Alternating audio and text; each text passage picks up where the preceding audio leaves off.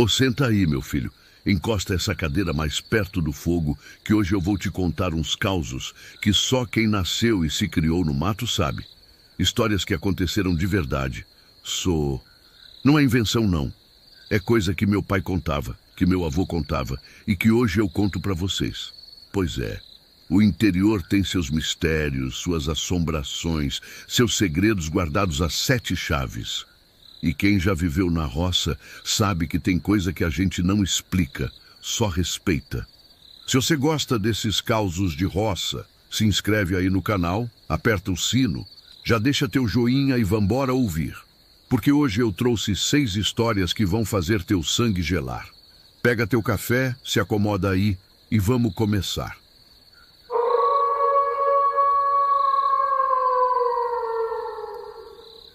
Relato 1. O grito na Estrada da Cruz.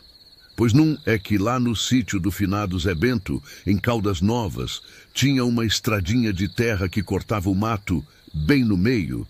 Chamavam ela de Estrada da Cruz, porque bem no centro, onde ela fazia uma curva fechada, tinha uma cruz de madeira velha, toda carcomida pelo tempo. Ninguém sabia direito quem tinha botado aquela cruz ali, nem por quê.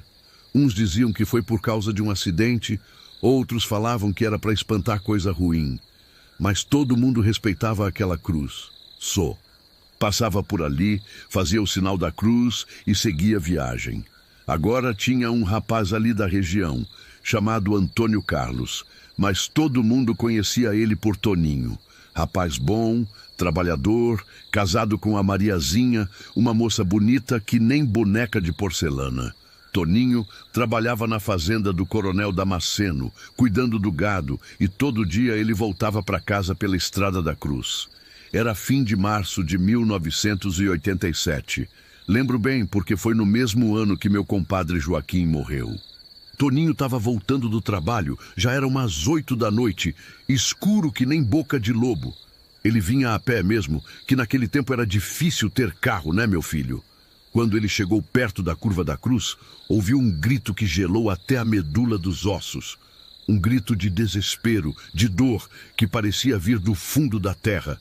Toninho parou na hora, o coração batendo que nem tambor de macumba. Quem é? Quem tá aí? Ele gritou, mas só o vento respondeu. Ficou ali parado uns 5 minutos, prestando atenção, mais nada. Pensou que fosse imaginação e seguiu o caminho.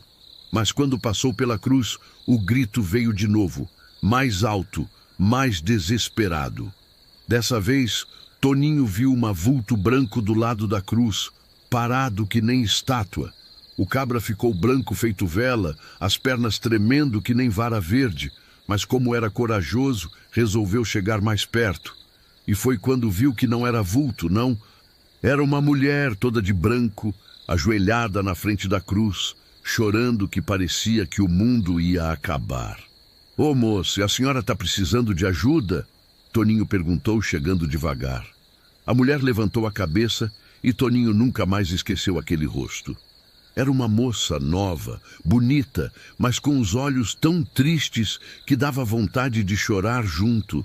E o mais estranho, ela parecia transparente, como se fosse feita de fumaça.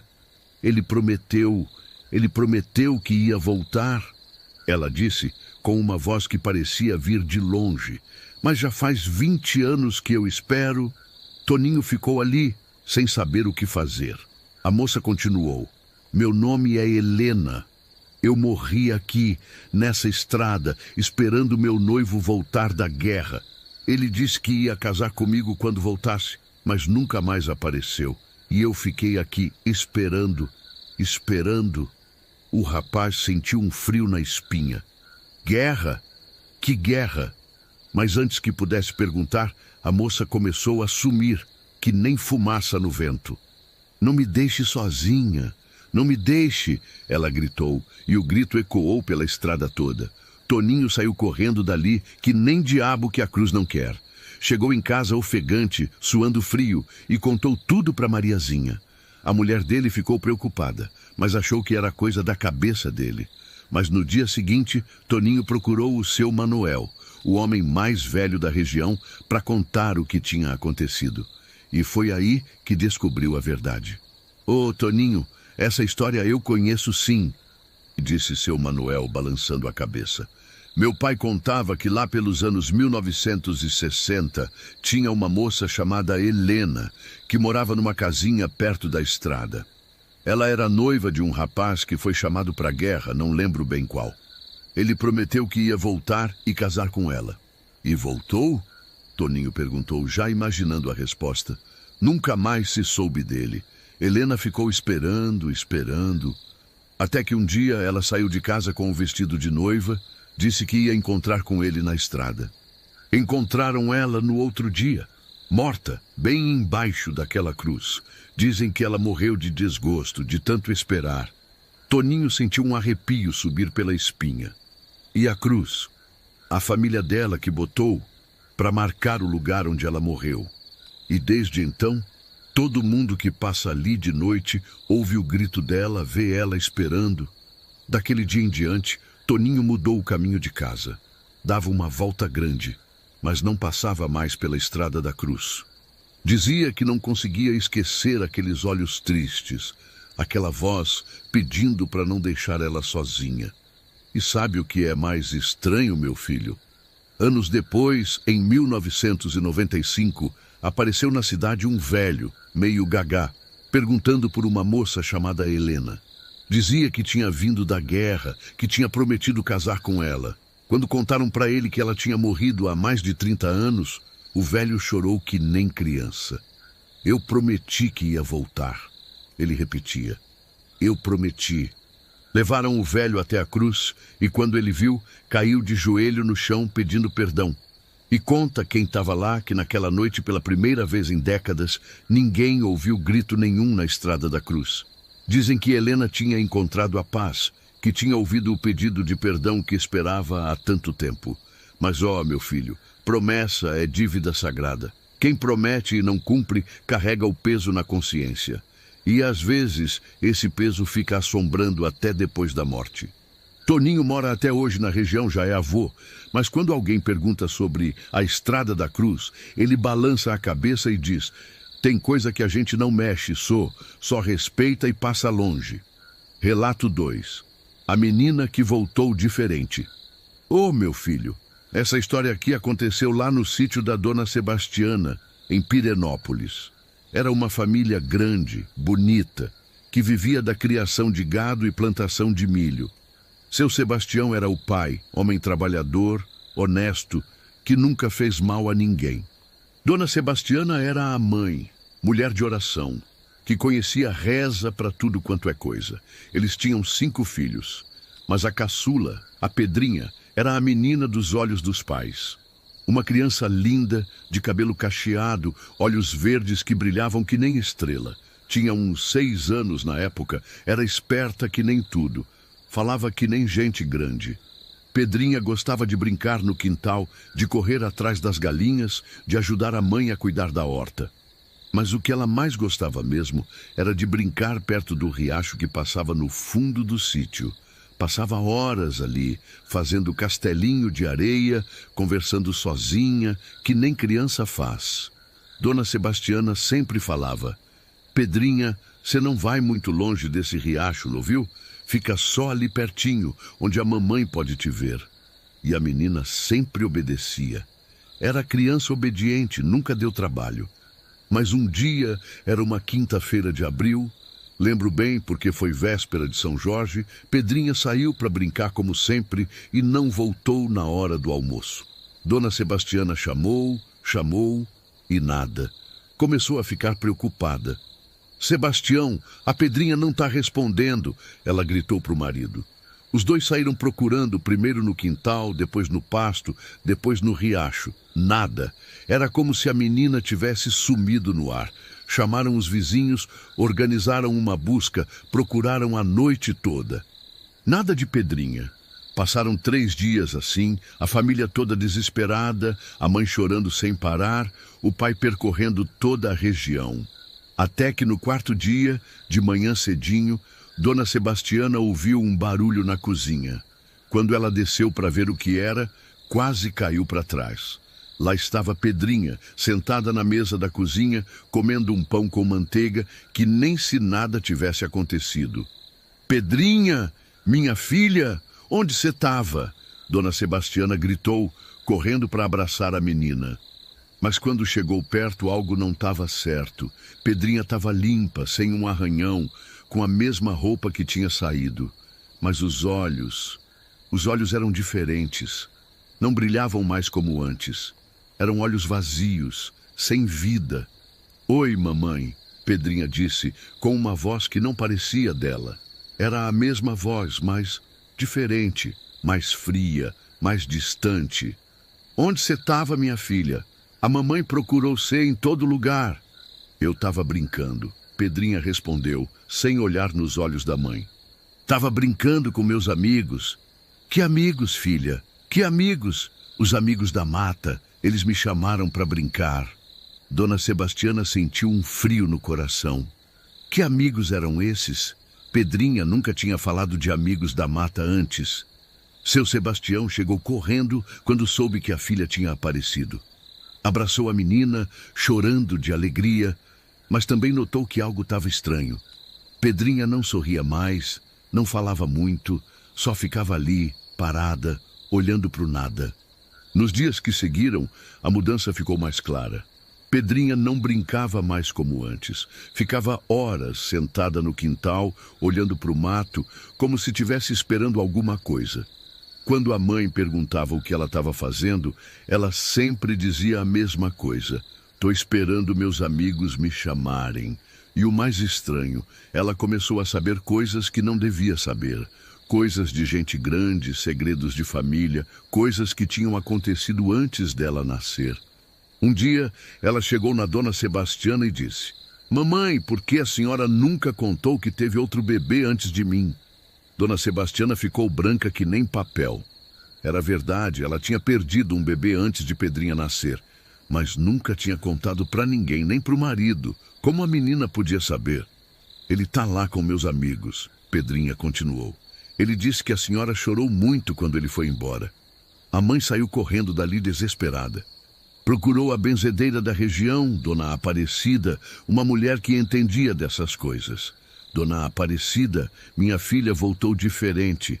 Ela sabe coisas que não devia saber, fala coisas estranhas.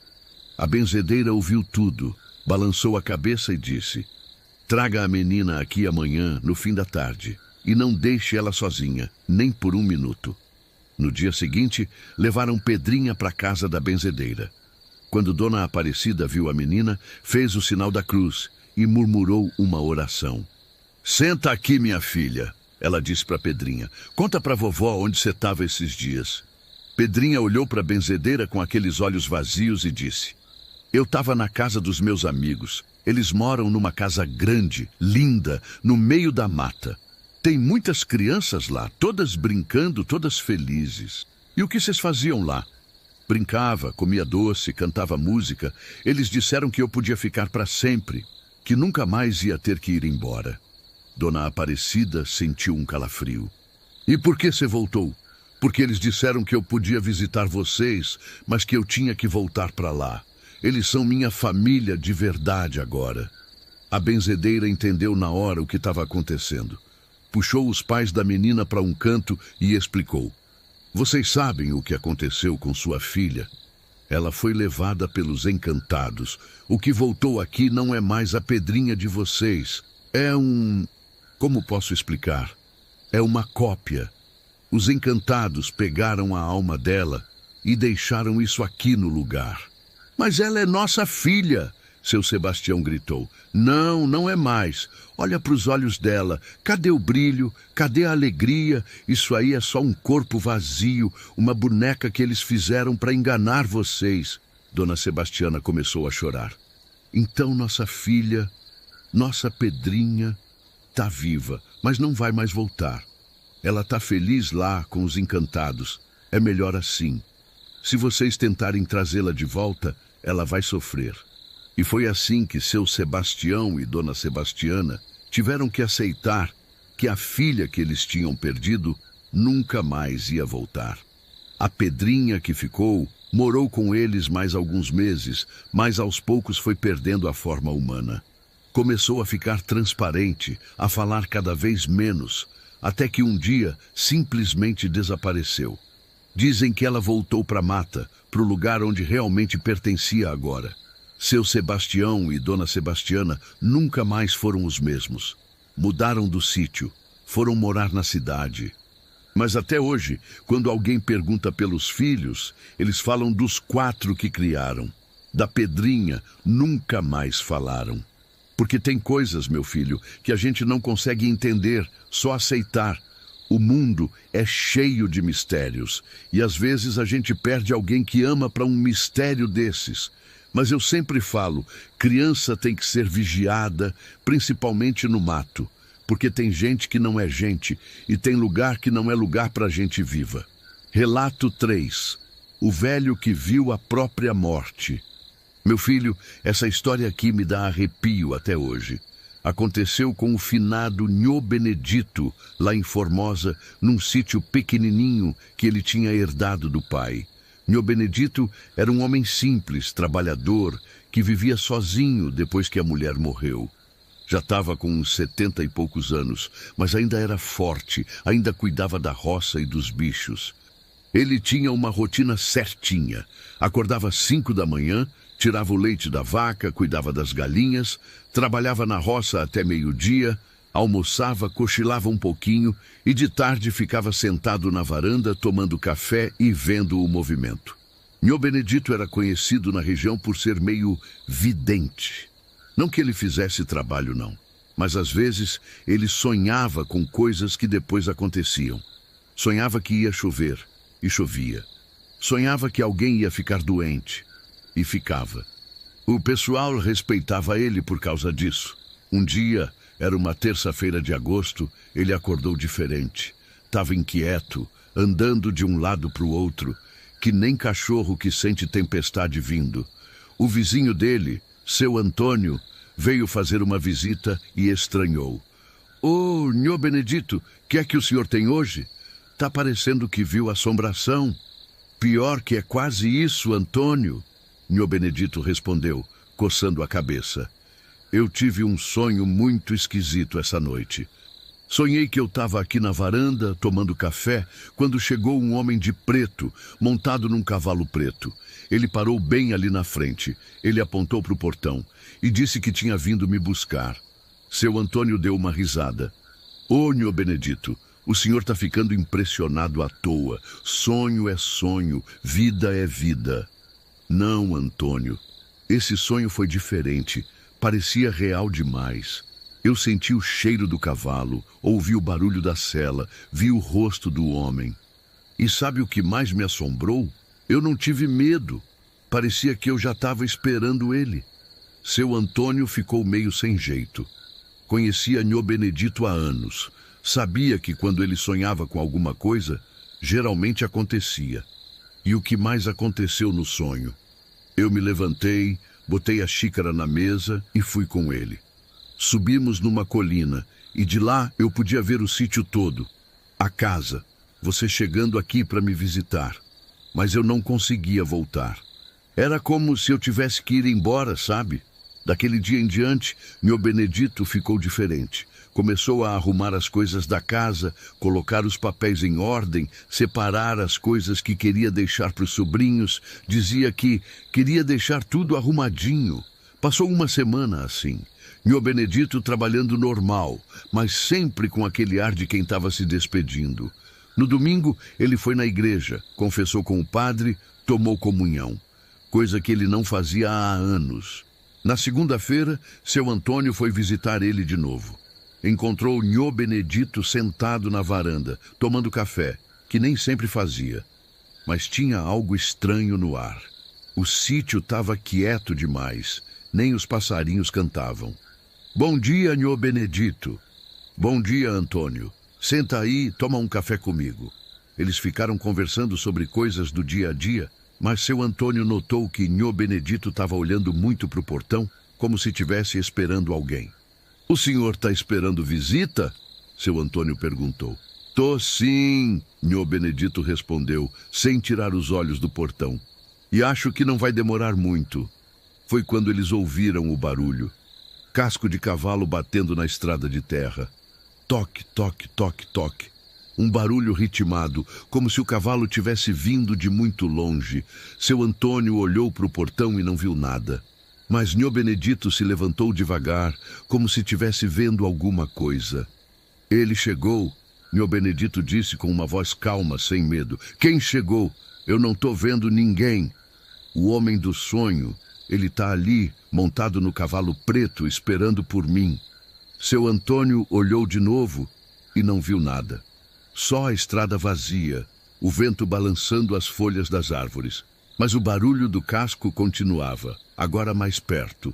Nhô Benedito botou a xícara na mesa, exatamente como tinha feito no sonho. Antônio, você vai cuidar dos meus bichos até os sobrinhos chegarem aqui? Claro, Nhô Benedito, mas... Obrigado, meu amigo. Você sempre foi um bom vizinho.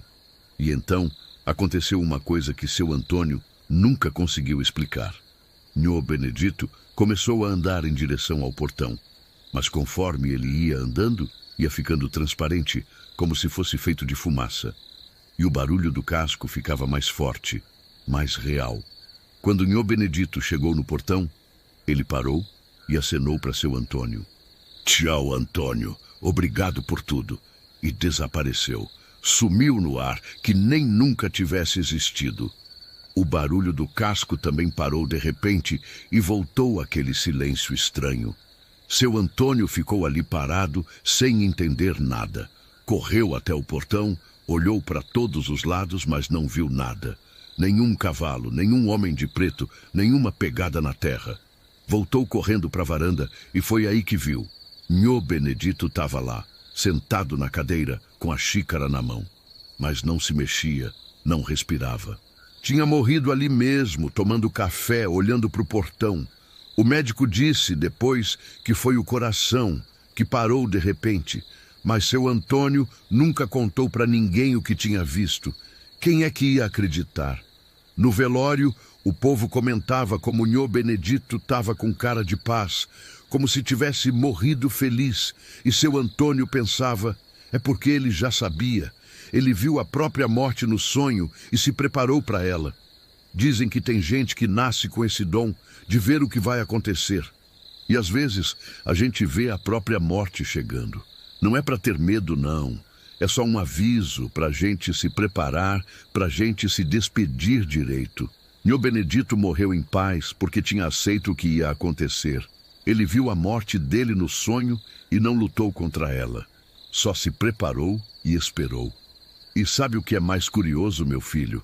Depois que Nhô Benedito morreu, seu Antônio começou a escutar aquele barulho de casco de cavalo toda semana, sempre na segunda-feira, no mesmo horário.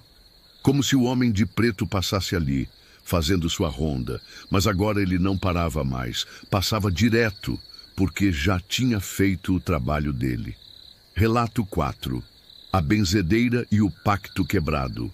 Ô meu filho, essa história aqui é de fazer o cabelo ficar em pé.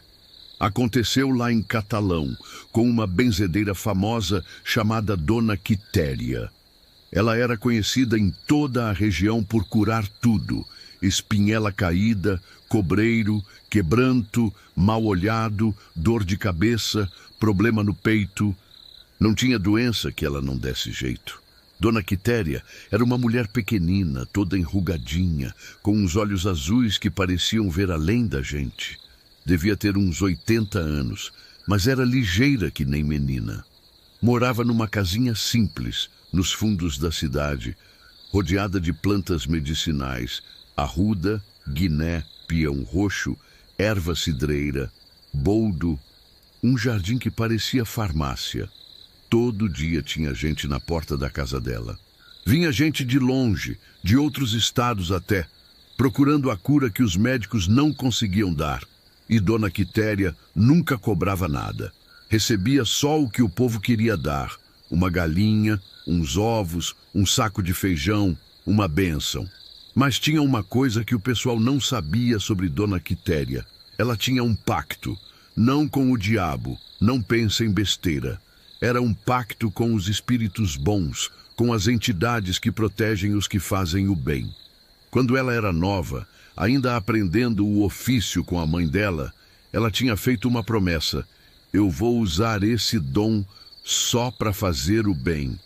Nunca vou cobrar dinheiro por uma benzeção. Nunca vou usar a força que me foi dada para prejudicar ninguém. E quando chegar a minha hora, vou passar o conhecimento para alguém que mereça. E durante mais de 50 anos, Dona Quitéria cumpriu essa promessa. Benzeu, curou, ajudou, sempre sem pedir nada em troca.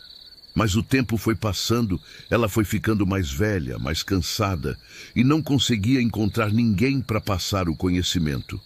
Tinha tentado ensinar algumas pessoas, mas ou não tinham o dom, ou não tinham a paciência, ou queriam usar o conhecimento para ganhar dinheiro. E isso ela não podia permitir. O pacto era claro: o dom tinha que ser usado só para fazer o bem.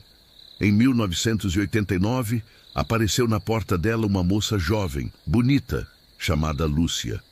Disse que vinha de Brasília, que tinha ouvido falar de Dona Quitéria e queria aprender com ela. Eu sempre tive uma coisa diferente, Lúcia contou. Desde pequena, eu sinto as dores dos outros. Sei quando alguém está doente só de olhar. Minha avó dizia que eu tinha o dom, mas nunca me ensinou nada. Dona Quitéria olhou bem nos olhos da moça e viu que era verdade. Ela tinha o dom, sim, mas tinha algo mais, algo que a benzedeira não conseguia identificar direito. Você está disposta a aprender de verdade? Porque não é brincadeira, não. É responsabilidade grande, é compromisso para a vida toda. Tô sim, Dona Quitéria. Eu quero ajudar as pessoas igual a senhora. E assim começou o aprendizado de Lúcia. Ela ficou morando com Dona Quitéria, aprendendo as rezas, as plantas, os rituais.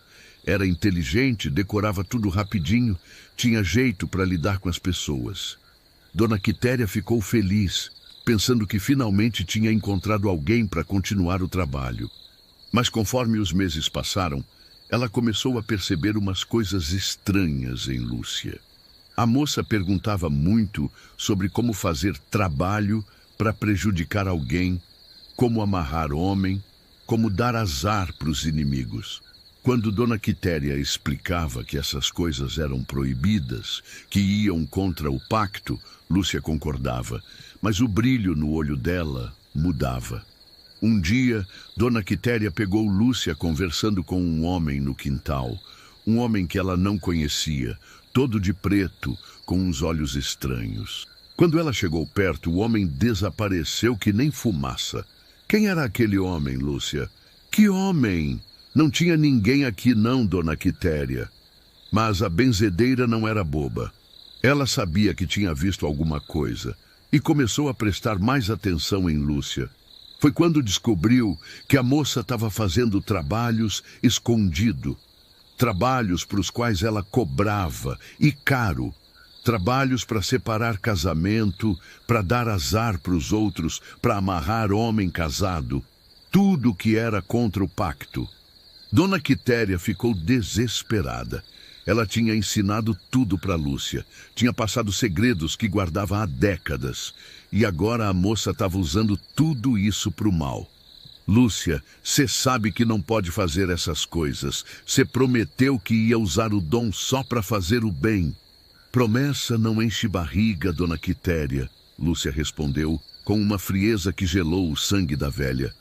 A senhora passou a vida inteira aqui, pobre, vivendo de esmola. Eu não vou fazer a mesma besteira. Você não entende, menina. O pacto não é brincadeira. Se você quebrar, as consequências vão ser terríveis. Lúcia deu uma gargalhada. Pacto? Que pacto? Isso é coisa da sua cabeça, velha. Não existe pacto nenhum. O que existe é conhecimento, poder, e eu vou usar da maneira que eu quiser. Naquela mesma noite, Lúcia sumiu. Levou todos os livros de Dona Quitéria, todas as ervas raras, todas as ferramentas sagradas. Deixou só um bilhete. Obrigada pelos ensinamentos. Agora vou fazer minha própria vida. Dona Quitéria chorou como nunca tinha chorado, não pela perda das coisas materiais, mas porque sabia o que ia acontecer. O pacto tinha sido quebrado. Ela tinha passado o conhecimento sagrado para alguém que ia usar para o mal. E as consequências não iam demorar. Uma semana depois, as primeiras notícias chegaram. Lúcia tinha aberto uma casa de trabalhos numa cidade vizinha. Cobrava caro, fazia qualquer tipo de serviço, não importava se era para prejudicar alguém. E o pior, estava usando o nome de Dona Quitéria, dizendo que era discípula dela. Eu ensinei aquela menina tudo o que sabia, Dona Quitéria disse para o padre da cidade, e agora ela está usando para fazer maldade. Padre, eu quebrei o pacto sem querer. O que vai acontecer comigo? O padre tentou consolá-la, mas Dona Quitéria sabia que não havia consolo. Ela tinha falhado na missão mais importante da vida dela. 2 meses depois, chegaram notícias piores. Lúcia estava fazendo trabalhos cada vez mais pesados, cada vez mais perigosos. Já tinha separado 3 casamentos, já tinha feito uma mulher ficar doente, já tinha amarrado um homem que quase enlouqueceu. E cobrava cada vez mais caro. Mas as entidades que protegiam Dona Quitéria não iam deixar passar.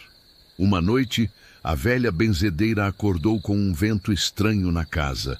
Um vento que não mexia as cortinas, mas gelava até os ossos. Quitéria. Uma voz sussurrou no escuro. O pacto foi quebrado. Eu sei, ela respondeu tremendo. Eu sei que errei. O que vocês querem de mim? Você deve consertar o que foi quebrado. Deve parar a menina antes que seja tarde demais. Mas como? Ela não me escuta mais.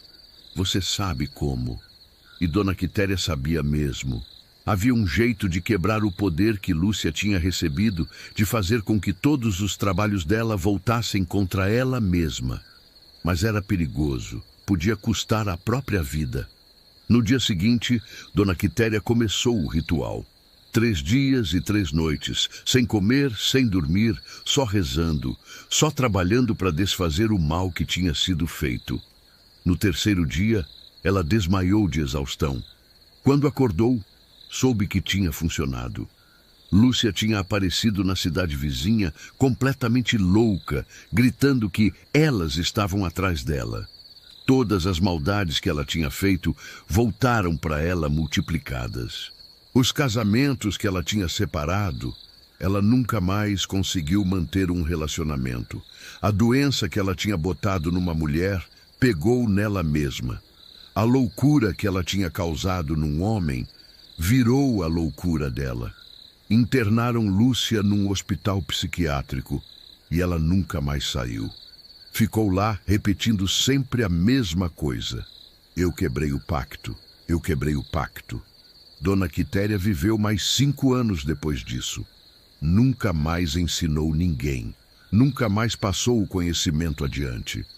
Quando morreu, em 1994, levou todos os segredos com ela. Diziam que na hora da morte, ela sorriu, porque finalmente tinha cumprido o pacto até o fim. E sabe o que aconteceu com a casa onde Lúcia morava? Nunca mais ninguém conseguiu morar lá. Todo mundo que tentava ficava doente, tinha pesadelos ou simplesmente fugia no meio da noite. A casa está lá até hoje, abandonada, com as plantas do quintal crescendo selvagens. O povo da região diz que ainda dá para ouvir Lúcia gritando à noite. Eu quebrei o pacto, eu quebrei o pacto. E quem passa por lá sente um frio na espinha, um peso no peito, como se tivesse alguém pedindo perdão. Essa história me ensinou uma coisa, meu filho. Conhecimento é poder, e poder vem com responsabilidade. Quem recebe um dom para fazer o bem e usa para fazer o mal, paga o preço. E às vezes, o preço é alto demais para pagar. Dona Quitéria errou ao confiar em Lúcia, mas no final, ela consertou o erro. Pagou com a própria vida para proteger o povo da maldade que ela tinha, sem querer, soltado no mundo. Relato 5. A festa que virou tragédia. Meu filho, essa história aqui aconteceu numa fazenda grande, lá perto de Lusiânia, no ano de 1983. Era a fazenda do coronel Argemiro, um homem rico, poderoso, que tinha muita terra e muito gado. Todo mundo na região conhecia ele, uns com respeito, outros com medo. O coronel Argemiro não era homem fácil, não. Era daqueles que não levava desaforo para casa, que resolvia as coisas na base da força. Mas também era homem de palavra, que ajudava quem trabalhava direito para ele, só não perdoava a traição. Ele tinha um filho único, o Argemirinho, um rapaz de uns 25 anos, bonito, educado, que tinha estudado na capital. Era a alegria do velho, o herdeiro de tudo que ele tinha construído. E por isso mesmo, o coronel fazia questão de que o filho se casasse bem, com uma moça de família boa. Já tinha até escolhido a noiva, Dona Laurinda, filha do fazendeiro vizinho, uma moça educada, bonita, de família tradicional. Os dois coronéis já tinham acertado tudo, só faltava oficializar o noivado. Mas Argemirinho tinha outros planos. Ele estava apaixonado perdidamente por uma moça da cidade, a Rosinha, filha do sapateiro. Uma moça linda, alegre, mas pobre. E na cabeça do coronel Argemiro, isso não podia ser. Meu filho, você vai casar com a Laurinda e pronto. Não quero nem ouvir falar dessa outra aí. Você não vai jogar fora tudo que eu construí por causa de um capricho. Mas, pai, eu amo a Rosinha. Não posso casar com uma mulher que não amo. Amor? Que amor, menino. Você vai aprender a amar a Laurinda. Casamento não é por amor, é por conveniência, por união de famílias. Argemirinho tentou argumentar, mas o velho não queria nem ouvir. E para mostrar que estava falando sério, marcou a festa de noivado para dali a um mês. Uma festa grande, com gente importante de toda a região. O rapaz ficou desesperado, não sabia o que fazer. Não queria desapontar o pai, mas também não conseguia imaginar a vida sem Rosinha. E foi quando ela deu uma ideia. Por que você não foge comigo? A gente casa escondido e depois enfrenta as consequências. Você não conhece meu pai, Rosinha. Se eu fizer isso, ele é capaz de qualquer coisa. Então a gente finge que aceita a festa, mas na hora H, você me leva embora. Na frente de todo mundo. Assim ele não pode fazer nada. Era um plano perigoso, mas Argemirinho estava tão desesperado que topou. Combinou com Rosinha que ela ia aparecer na festa, bem na hora da oficialização do noivado, e os dois iam embora juntos.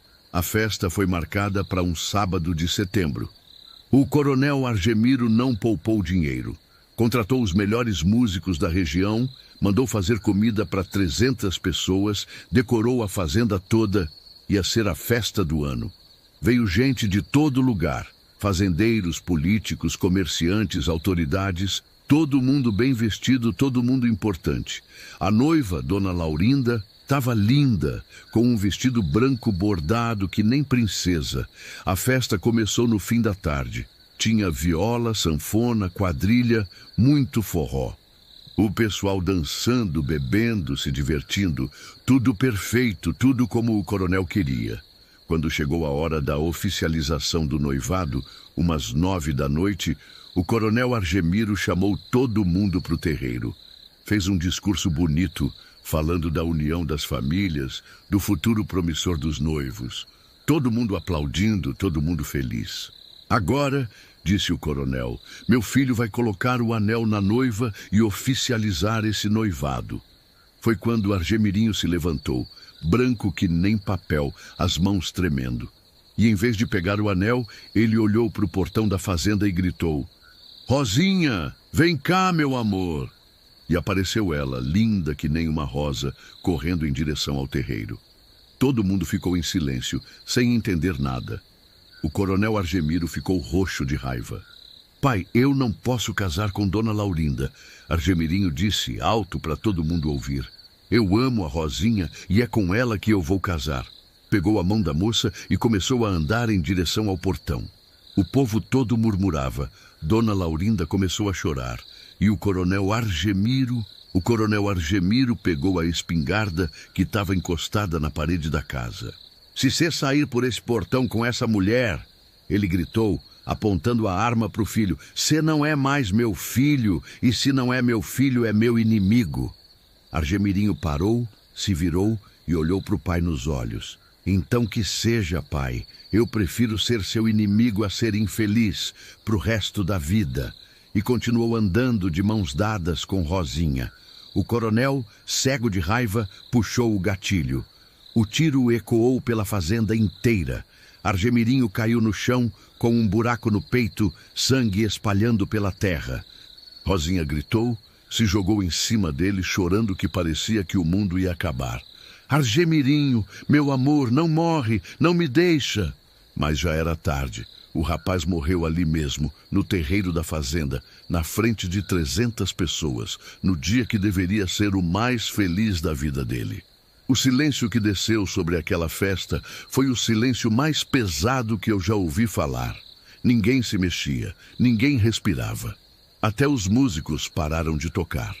E foi aí que aconteceu uma coisa que ninguém nunca esqueceu.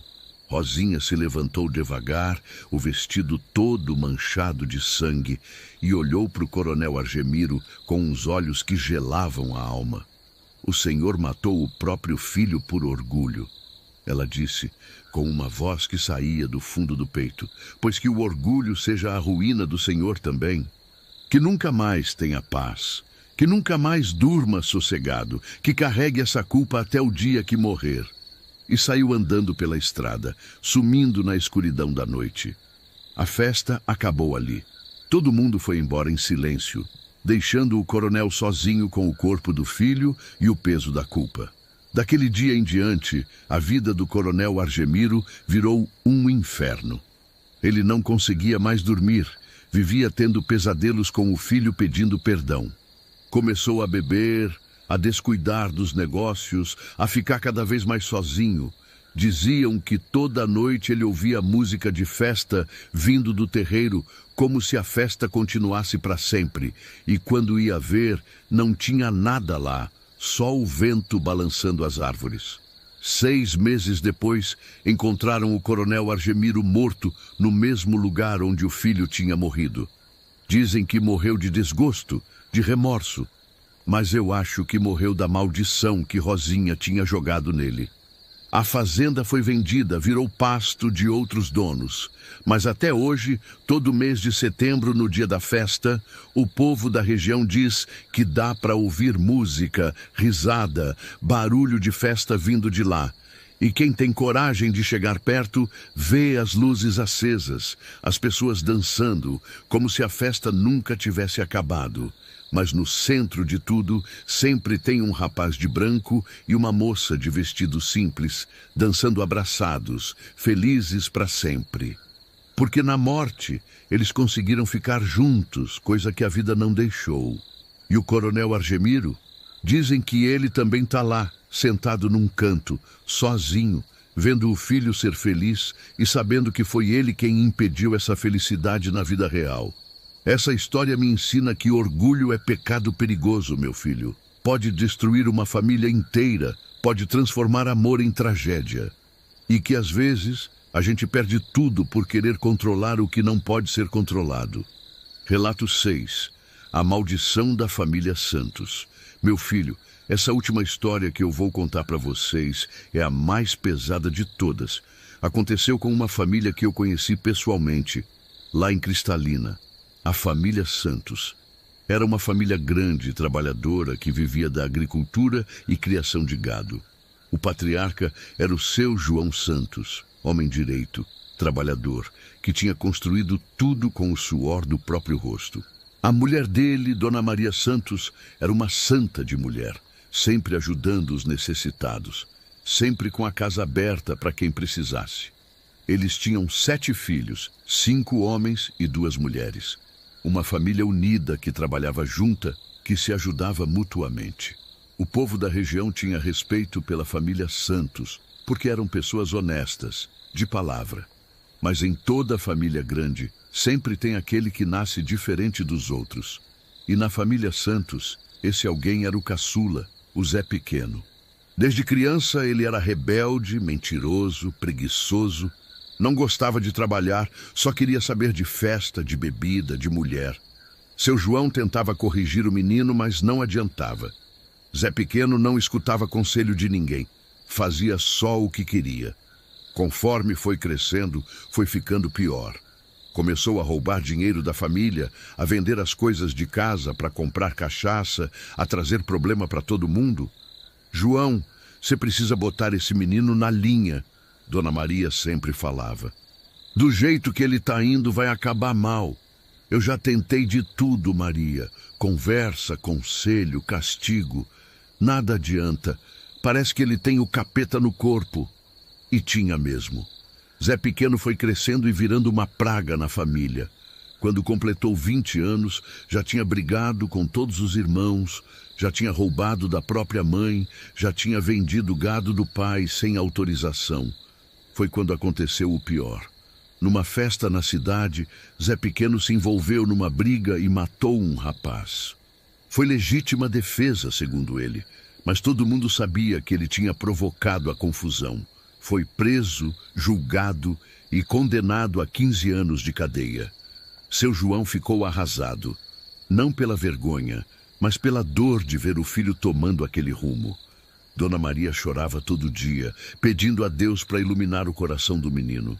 Mas Zé Pequeno, mesmo na cadeia, não mudou. Pelo contrário, ficou pior. Aprendeu coisas ruins lá dentro, fez amizade com um bandido perigoso, planejou vingança contra a própria família. Vocês me abandonaram, ele escrevia nas cartas. Vocês me jogaram aqui e esqueceram de mim. Mas eu vou voltar, e quando voltar, vocês vão pagar por tudo que me fizeram. A família ficava assombrada com aquelas cartas. Como assim eles tinham abandonado ele? Eles iam visitar todo mês, levavam comida, roupa, dinheiro. Mas na cabeça doente de Zé Pequeno, eles eram os culpados por tudo. Em 1991, depois de 8 anos preso, Zé Pequeno saiu da cadeia, mas não voltou para casa. Sumiu no mundo. Ninguém sabia onde ele estava, o que estava fazendo. De vez em quando chegavam notícias de que ele tinha sido visto numa cidade ou outra, sempre metido em confusão. A família tentou seguir a vida normalmente, mas sempre com aquela preocupação, aquele medo do que podia acontecer. E a desgraça não demorou muito para chegar. Primeiro foi o irmão mais velho, o Antônio. Morreu num acidente de caminhão, numa estrada que ele conhecia como a palma da mão. Acidente estranho, que ninguém soube explicar direito. 2 meses depois, foi a irmã mais nova, a Terezinha. Morreu de uma doença súbita, uma febre que nenhum médico conseguiu diagnosticar. Morreu em 3 dias, sofrendo muito. A família começou a ficar desesperada. 2 mortes em 2 meses, na mesma família. Coincidência demais. Foi quando chegou a carta. Uma carta de Zé Pequeno, escrita com letra torta, cheia de ódio. Já morreram 2. Vão morrer todos um por um, até sobrar só eu. Aí vocês vão saber o que é ficar sozinho, igual vocês me deixaram. Seu João ficou branco quando leu a carta. Dona Maria desmaiou na hora. Como o próprio filho podia desejar a morte da família inteira. Isso não é mais nosso filho, seu João disse para os outros filhos. Isso é um demônio que tomou o corpo dele. A família foi procurar ajuda. Primeiro foi no padre, que rezou uma missa especial, benzeu a casa toda, deu água benta para todo mundo. Depois foi numa benzedeira famosa que fez trabalho de proteção, deu patuá para cada um usar. Mas não adiantou nada. 1 mês depois da carta, morreu o 2º filho, o José. Caiu de um cavalo mansinho que ele montava há anos. Quebrou o pescoço na queda. E chegou outra carta. Já são 3. Faltam 4. A família entrou em pânico. Como ele sabia que José tinha morrido? Como ele conseguia matar as pessoas à distância? Foi quando Dona Maria teve uma revelação. Numa noite, ela sonhou com a própria mãe, que tinha morrido há anos. Maria, minha filha, seu menino fez um pacto com coisa ruim. Ele vendeu a alma para poder se vingar de vocês, mas tem um jeito de quebrar esse pacto. Como, mãe? Me ensina. Tem que ser o sangue de quem mais ama ele. Só o amor verdadeiro pode quebrar o ódio. Mas vai custar caro, muito caro. Dona Maria acordou sabendo o que tinha que fazer. Ela ainda amava Zé Pequeno, apesar de tudo. Ele era seu filho, seu caçulinha, mesmo tendo virado o que virou. No dia seguinte, ela reuniu a família e contou o sonho. Eu vou procurar ele, ela disse. Vou tentar quebrar essa maldição. Não, Maria, seu João gritou. É perigoso demais. Ele pode te matar. Se eu não tentar, ele vai matar todos vocês mesmo. Pelo menos assim, talvez eu consiga salvar o resto da família. E saiu pelo interior procurando o filho. Perguntava em todo lugar. Seguia qualquer pista. Levou 3 meses até encontrar ele, num boteco numa cidade pequena, magro, sujo, com os olhos vermelhos de tanto beber.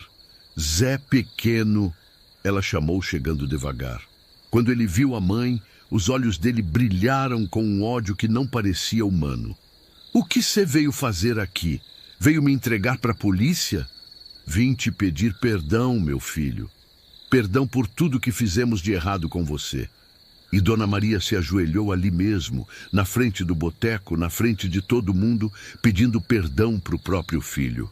Zé Pequeno ficou confuso. Não esperava aquilo. A mãe dele se humilhando, chorando, pedindo perdão. Eu te amo, meu filho. Apesar de tudo, eu te amo. Você é meu caçula, meu menino, e eu prefiro morrer a ver você destruindo nossa família. E foi aí que aconteceu o milagre. Zé Pequeno começou a chorar. Chorar que nem criança, que nem fazia anos que não chorava. Todo aquele ódio, toda aquela raiva começou a sair dele junto com as lágrimas. Mãe, o que eu fiz? O que eu virei? Não importa o que você fez, meu filho. Importa o que você vai fazer a partir de agora. E ele contou tudo. Como tinha encontrado um homem estranho na cadeia, que tinha prometido dar poder para ele, se vingar da família. Como tinha aceito o pacto, vendido a alma em troca da vingança. Como não conseguia mais parar, mesmo querendo. Mas agora eu quero parar, mãe. Eu não quero mais fazer mal para ninguém. Como eu faço para desfazer isso? Dona Maria sabia que o preço seria alto, mas se fosse para salvar a família, ela pagaria qualquer preço. Tem um jeito, meu filho, mas vai custar minha vida. E ela explicou o que tinha que ser feito. Era um ritual perigoso, que transferia a maldição para ela mesma. Ela morreria, mas a família ficaria livre. Não, mãe, eu não deixo. Deixa sim, meu filho. É o último presente que eu posso dar para vocês. E naquela mesma noite, Dona Maria fez o ritual. Morreu ali mesmo, nos braços do filho, sussurrando palavras de amor e perdão. Zé Pequeno voltou para casa com o corpo da mãe. Contou tudo para o pai e para os irmãos. Pediu perdão. Chorou junto com todo mundo. E a maldição foi quebrada. Não morreu mais ninguém da família Santos. Zé Pequeno mudou completamente, virou outro homem. Cuidou do pai até ele morrer de velhice. Trabalhou honestamente, constituiu família. Mas toda noite ele ia no túmulo da mãe para agradecer o sacrifício que ela fez. E jura que às vezes, quando o vento soprava certo, ele ouvia a voz dela dizendo: "Fica em paz, meu filho, agora você é livre." Essa história me ensina que o amor de mãe é a coisa mais poderosa que existe no mundo, meu filho. Mais forte que ódio, mais forte que vingança, mais forte que qualquer maldição. Uma mãe é capaz de dar a própria vida para salvar um filho, mesmo quando esse filho não merece. E que não existe maldade que não possa ser vencida pelo amor verdadeiro. Relato número 7. A promessa do cemitério velho. Olha, minha gente, esse caos que vou contar agora foi o que mais me marcou em toda a minha vida. E olha que já vivi muito, viu? Já vi coisa que cabelo da nuca ficou em pé por dias. Mas esse aqui, esse mexe com a alma da gente de um jeito que... Ai, Jesus, até hoje eu fico pensando. Foi lá para os lados de 1987, numa cidadezinha chamada São Bento das Almas, lá no interior de Minas mesmo. Lugar daqueles que quando o galo canta de madrugada, todo mundo já sabe que hora é. Terra boa, gente trabalhadora, mas que carregava umas histórias que o povo preferia não comentar muito, sabe como é, né? Tinha um cemitério velho naquela cidade, bem antigo mesmo. Diziam que era de antes da abolição, quando ainda tinha escravo por essas bandas. Ficava numa colina meio afastado do centro, cercado por umas árvores grandes, dessas que fazem uma sombra escura, mesmo de dia claro. O povo novo nem ia muito por lá, mas os mais velhos, esses respeitavam aquele lugar. Respeitavam e temiam, posso dizer. Nesse tempo morava lá um moço chamado Zé Benedito. Rapaz bom, trabalhador, filho único de Dona Maria das Dores, uma senhora viúva que criou o menino sozinha depois que o marido morreu de febre amarela. O Zé tinha uns 20 e poucos anos, forte que nem um touro, cabelo preto que nem azeviche e uns olhos que, quando ele olhava para você, parecia que estava vendo sua alma. Dona Maria das Dores, coitada, estava ficando velhinha e meio adoentada. Diabetes, pressão alta, essas coisas que vão minando a gente aos poucos. E o Zé, que era filho dedicado, cuidava dela com todo o carinho do mundo. Levava ela no médico, fazia as compras, cozinhava quando ela não estava bem. Enfim, era daqueles filhos que qualquer mãe ia ficar orgulhosa. Mas aí, minha gente, as coisas começaram a complicar. Dona Maria foi piorando, até que num dia ela chamou o Zé e falou assim: "Meu filho, eu tô sentindo que meu tempo tá chegando." "Que isso, mãe? A senhora vai viver muito ainda." "Não, Zé, eu sei. E tem uma coisa que preciso pedir para você."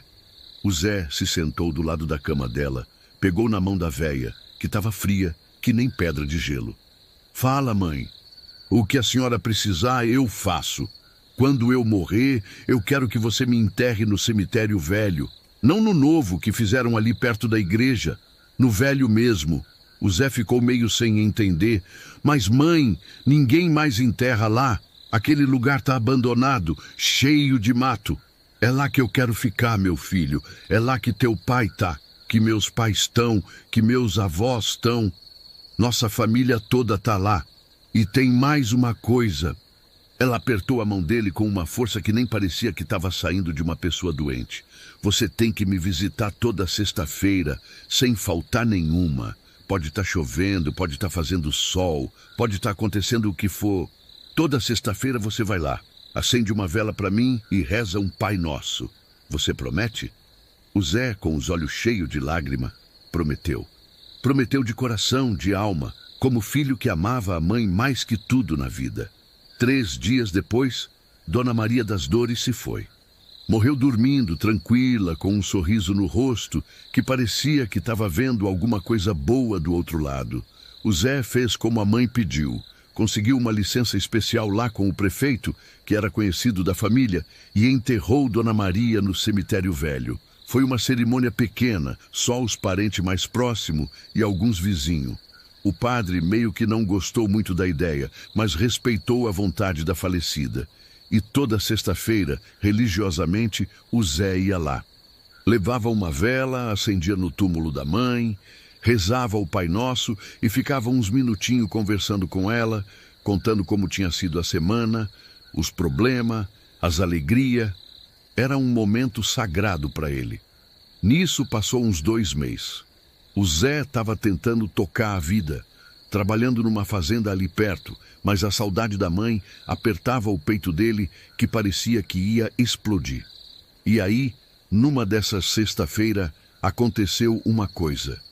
Ele estava lá, ajoelhado no túmulo, rezando, quando ouviu uma voz. "Zé." Ele olhou para todo lado, pensando que era alguém que tinha chegado, mas não tinha ninguém. O cemitério estava vazio, só ele e os mortos. "Zé, meu filho." Dessa vez ele teve certeza. Era a voz da mãe dele, igualzinha, com aquele jeitinho carinhoso que ela tinha de falar o nome dele. O coração do rapaz disparou. Ele olhou para o túmulo e viu. Viu uma luz fraquinha saindo da terra, como se fosse uma vela acesa debaixo da terra. "Mãe," ele sussurrou, "tô aqui, meu filho. Tô vendo que você está cumprindo sua promessa." A voz parecia vir de longe, como um eco, mas era ela, era Dona Maria das Dores mesmo. "Mãe, Eu sinto tanto sua falta. Eu sei, Zé, mas você está sendo um bom filho. Continue vindo toda sexta.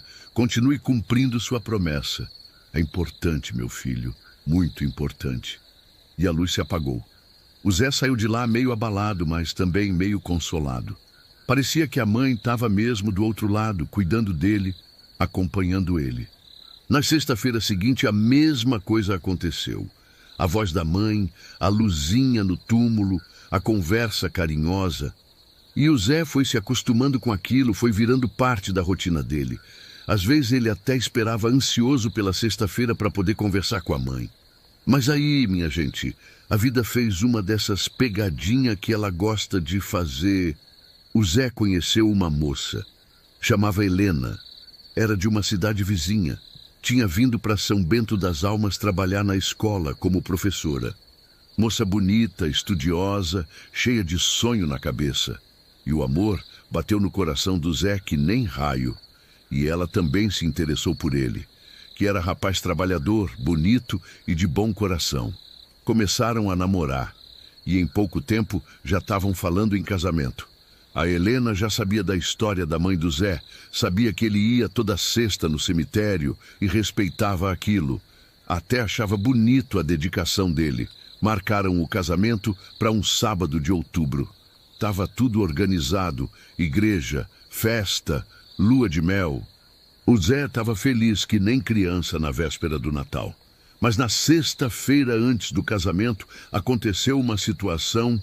A Helena teve um problema na família dela, lá na cidade onde ela morava. O pai dela passou mal e foi internado às pressas. Ela ligou para o Zé desesperada. Zé, meu pai está muito mal. Os médicos disseram que pode não passar da noite. Eu preciso ir para lá agora, hoje mesmo. Claro, Helena, vamos lá. Não, você não precisa ir comigo hoje. Tem que ficar aqui organizando as últimas coisas do casamento. Mas se você puder ir amanhã cedo... O Zé concordou. Levou ela na rodoviária, viu o ônibus partir e ficou pensando. Era sexta-feira. Ele tinha que ir no cemitério. Mas com toda aquela correria, toda aquela preocupação com o sogro, meio que esqueceu. Quando deu conta, já era quase meia-noite. Ele lembrou da promessa para a mãe e ficou numa agonia. Mas pensou, por uma vez só não vai fazer diferença. Amanhã eu explico para ela. Não foi. No sábado de manhã cedo, ele pegou o primeiro ônibus para a cidade da Helena. Quando chegou lá, recebeu a notícia de que o pai dela tinha melhorado durante a noite e estava fora de perigo. Ficaram todo mundo aliviado e decidiram voltar para o casamento mesmo, que ia ser à tarde. A cerimônia foi linda, igreja cheia, todo mundo feliz, o Zé e a Helena radiante de alegria. Casaram, fizeram a festa e foram para a lua de mel numa cidadezinha do litoral. Passaram uma semana maravilhosa. O Zé estava tão feliz que nem lembrou direito da promessa que tinha feito para a mãe. Quando lembrava, pensava, quando eu voltar eu explico tudo para ela. Ela vai entender. Voltaram no domingo. Na segunda-feira, o Zé voltou ao trabalho. Na terça, na quarta, na quinta. E quando chegou sexta-feira, ele pensou em ir no cemitério. Mas a Helena sugeriu que fossem visitar os parentes dela de novo, já que o pai dela queria conhecer melhor o genro. E assim foi passando. Uma sexta, duas, três. O Zé sempre arrumando uma desculpa, sempre deixando para a próxima. A vida de casado estava boa demais. Ele estava trabalhando muito, construindo a casa nova, fazendo plano para o futuro. Até que numa noite, uns 2 meses depois do casamento, o Zé teve um sonho. Sonhou com a mãe dele, mas não era aquela voz carinhosa que ele ouvia no cemitério. Dessa vez, Dona Maria das Dores estava com uma cara triste, decepcionada. Zé, meu filho, você esqueceu de mim. Não, mãe, eu não esqueci, não. É que... Você prometeu, Zé. Você prometeu que não ia faltar nenhuma sexta-feira. Eu sei, mãe, mas uma promessa para mãe morta não se quebra, meu filho. Não se quebra nunca. O Zé acordou suado, com o coração disparado. Olhou para o lado, a Helena dormindo tranquila, e ele ficou ali pensando. Tinha mesmo deixado a promessa de lado. Tinha mesmo se esquecido da mãe. Na sexta-feira seguinte, ele resolveu ir. Disse para Helena que ia visitar o túmulo da mãe. Ela achou até bom. Disse que ia fazer um almoço especial para quando ele voltasse. Mas quando o Zé chegou no cemitério velho, levou um susto. O lugar estava diferente. Mais sombrio, mais pesado. O mato tinha crescido muito, estava tudo mais abandonado ainda. E quando ele chegou no túmulo da mãe, a cruz que ele tinha colocado lá estava torta. A lápide estava suja, cheia de musgo. E mais estranho ainda, tinha várias velas queimadas ao redor do túmulo, vela que ele não tinha acendido. Ele limpou tudo com cuidado, endireitou a cruz, acendeu uma vela nova e ajoelhou para rezar. Mas dessa vez não aconteceu nada. Não teve voz, não teve luz, nada. Só silêncio. Mãe, ele chamou baixinho. Mãe, eu tô aqui. Nada. Mãe, me perdoa por ter faltado. Eu sei que prometi, mas... Foi quando ele ouviu um barulho, como se alguém tivesse mexendo na terra do túmulo. Ele olhou e viu que a terra estava se movendo sozinha, como se alguma coisa tivesse tentando sair de baixo. O Zé se levantou de um pulo, o coração disparado. A terra continuava se mexendo, fazendo um barulho surdo. E aí ele ouviu a voz da mãe de novo. Mas não era mais carinhosa como antes. Estava diferente, mais fria. Zé, você quebrou a promessa. Mãe, Você me esqueceu, meu filho. Me abandonou aqui sozinha. Não, mãe, Uma promessa quebrada tem consequências, Zé. Tem que pagar. E nessa hora, a vela que ele tinha acendido se apagou sozinha. O cemitério ficou na escuridão total. E o Zé sentiu uma presença. Uma presença que não era mais a mãe dele. Era alguma coisa diferente. Alguma coisa que não era boa. Ele saiu correndo dali que nem doido. Correu até chegar em casa, ofegante, suado, tremendo que nem vara verde. A Helena se assustou quando viu ele naquele estado. Meu Deus, Zé, o que aconteceu? Nada não. É que o cemitério está muito abandonado, me deu uma tristeza danada. Mas o Zé sabia que tinha acontecido alguma coisa que ele não conseguia explicar. E as coisas começaram a desandar na vida dele. No trabalho, começou a dar tudo errado.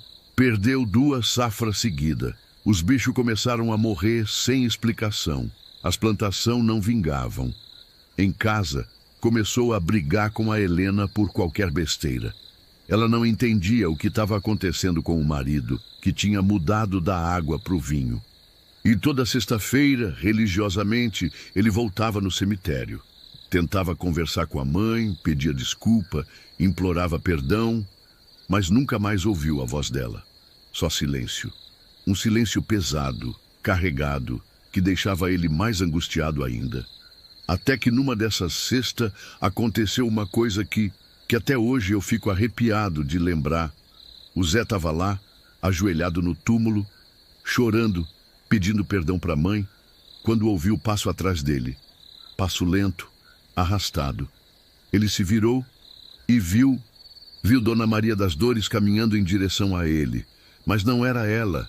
Era e não era ao mesmo tempo.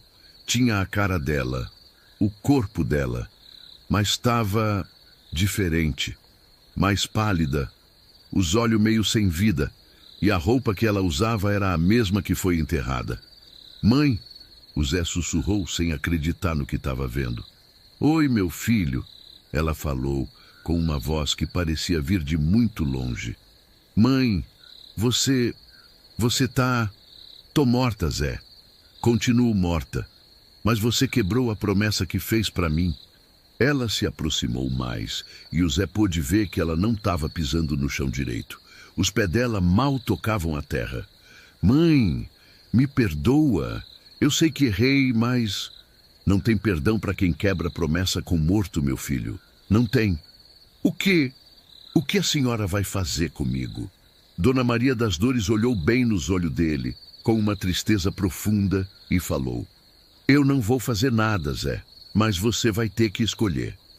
Escolher como? Ou você cumpre a promessa direito toda sexta-feira, pelo resto da sua vida, ou você vem comigo agora. O Zé sentiu o sangue gelar nas veias. Vir como, mãe? Para ficar comigo, para sempre, do jeito que eu tô agora. Mas eu sou vivo, por enquanto.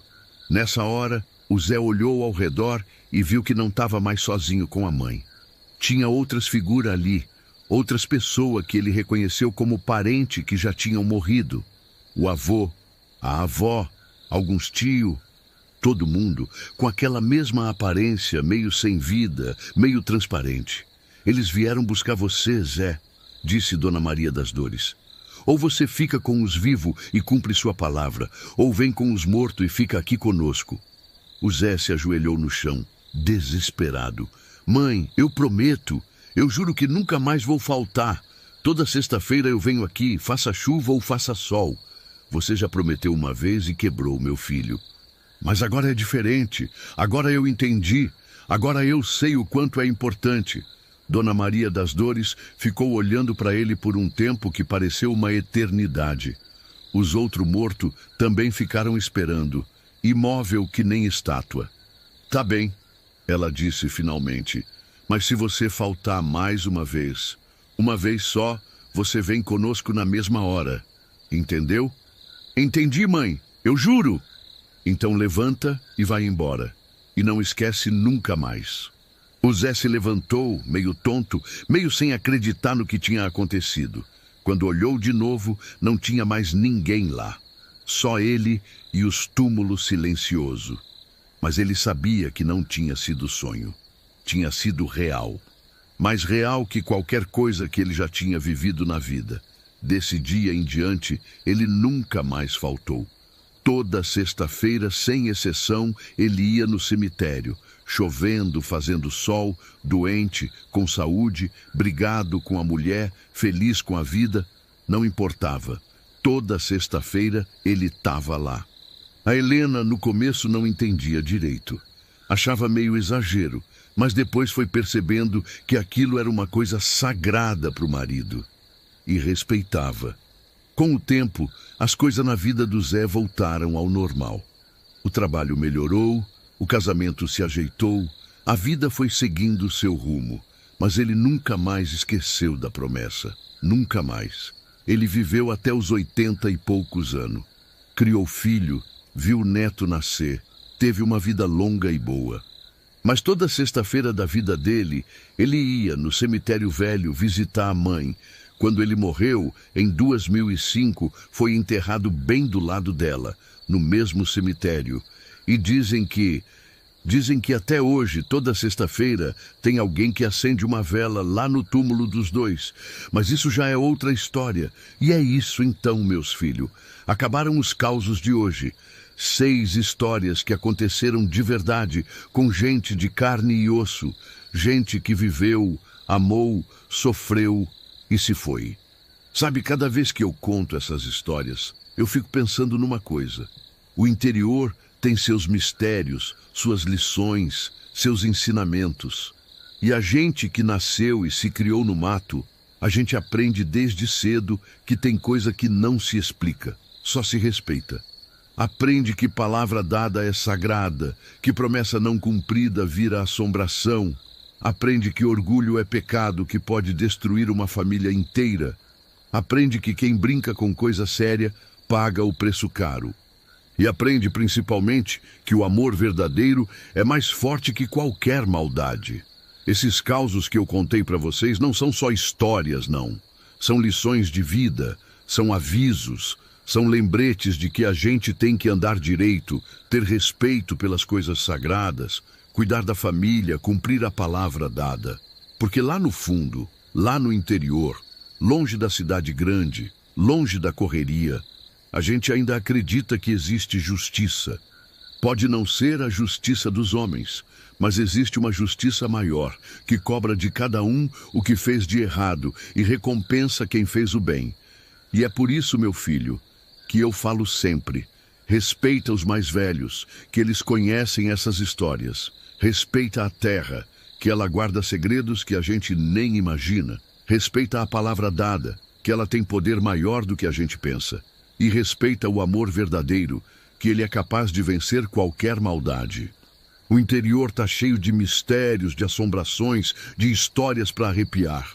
Mas também está cheio de lições, de sabedoria, de coisa boa que a gente aprende quando para escutar. E agora, meus filhos, se você chegou até aqui, se ouviu todas essas histórias, eu quero que você faça uma coisa, conta para alguém. Conta para os seus filhos, para os seus netos, para os seus amigos, porque essas histórias só continuam vivas se a gente continuar contando. Se você já ouviu um caso parecido com esses, se você conhece uma história do interior que faz o sangue gelar, conta aí nos comentários. A gente quer saber, a gente quer escutar, porque cada família tem seus mistérios, cada lugar tem suas assombrações, cada um tem uma história para contar. E vamos, que semana que vem tem mais causos, tem mais mistérios, tem mais histórias do nosso interior, querido. Se inscreve aí no canal, deixa o sininho ativado e vem com a gente nessa jornada pelos segredos e mistérios da roça. Boa noite, meu filho. Que Deus te abençoe, que te proteja de toda maldade e que os espíritos bons da sua família te acompanhem sempre. E lembra, no interior a gente não explica, a gente respeita.